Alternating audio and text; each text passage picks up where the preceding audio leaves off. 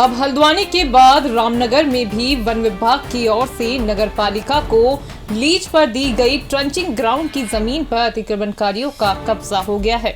दरअसल रामनगर में घरों घरों से किए जा रहे एकत्रित कूड़े के निस्तारण को लेकर नगरपालिका प्रशासन को तराई पश्चिमी वन विभाग की ओर से ग्राम पूछड़ी क्षेत्र में करीब 1 हेक्टेयर भूमि 30 साल की लीज पर विभागीय शर्तों के तहत दी गई थी, लेकिन बताया जाता है कि नगरपालिका प्रशासन की ओर से वन विभाग को लाखों रुपए जमा करने के बाद भी आज भी क्षेत्र में 50% वन भूमि पर अतिक्रमणकारियों की ओर से अवैध रूप से कब्जा करने के साथ ही यहां पर मकान बनाने के साथ ही खेती की जा रही है।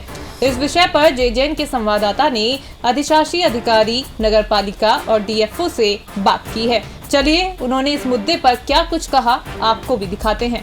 नगरपालिका को तराई पश्चिमी वन प्रभाग ने कूड़ा निस्तारण को लेकर ग्राम पूछड़ी क्षेत्र में करीब 1 हेक्टेयर जमीन 30 साल के पट्टे पे दी थी। नगरपालिका ने उसका पैसा भी जमा कर दिया, लेकिन देखा जा रहा है कि वहाँ अभी भी ज़मीन पर कब्जा है। तो किस प्रकार की कार्रवाई की जा रही है? ग्राम पूछड़ी में 0.9 हेक्टेयर ज़मीन नगरपालिका ने लिया था 30 साल के पट्टे पे, जिसमें मैंने 90 लाख रुपया पालिका द्वारा फॉरेस्ट को जमा भी किया जा चुका है।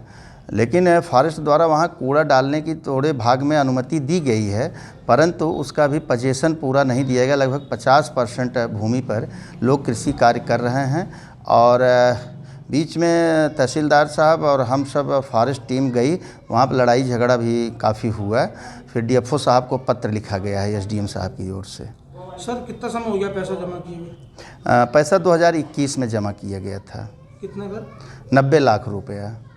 सर दूसरा मामला यह है कि नगर पालिका को ट्रंचिंग ग्राउंड के लिए वन भूमि लीज पर दी गई थी तराई पश्चिमी वन प्रभाग की, और उनका कहना है कि 3 साल पहले 90 लाख रुपए जमा कर दिए थे, लेकिन 30% ज़मीन अभी नहीं मिले, जिस पर अतिक्रमण करके जो है खेती की जा रही है, ज़मीन हमें नहीं मिल पा रही है। उस बारे में मेरी आज अभी थोड़ी देर पहले यहाँ आने से पहले ही एसडीएम साहब से बात हुई है और हम लोग जल्दी ही उसमें पूरी टीम बना करके हमारे राजस्व विभाग और नगरपालिका और वन विभाग मिला करके और पुलिस का सपोर्ट लेते हुए उसको जल्दी से खाली करा करके वो ज़मीन ट्रेंचिंग ग्राउंड की उनको दे दी जाएगी। रामनगर नगर क्षेत्र का कूड़ा निस्तारण करने को लेकर नगरपालिका प्रशासन को पूर्व में आई दिक्कतों को उस बाद और लोगों के भारी विरोध के चलने के बाद नगरपालिका प्रशासन ने वन विभाग रामनगर से अनुरोध किया था, जिसके बाद तराई पश्चिमी वन प्रभाग द्वारा करीब 1 हेक्टेयर भूमि ग्राम पूछड़ी क्षेत्र में नगरपालिका प्रशासन को दी गई थी 30 साल के पट्टे पर, जिसको लेकर अभी भी बताया जा रहा है कि वहाँ पर आधे से ज़्यादा ज़मीन पर अतिक्रमणकारियों द्वारा अवैध रूप से वन भूमि पर अतिक्रमण करने के साथ ही मकान बना लिए गए हैं। तो वहीं कई लोगों द्वारा वन भूमि पर अवैध रूप से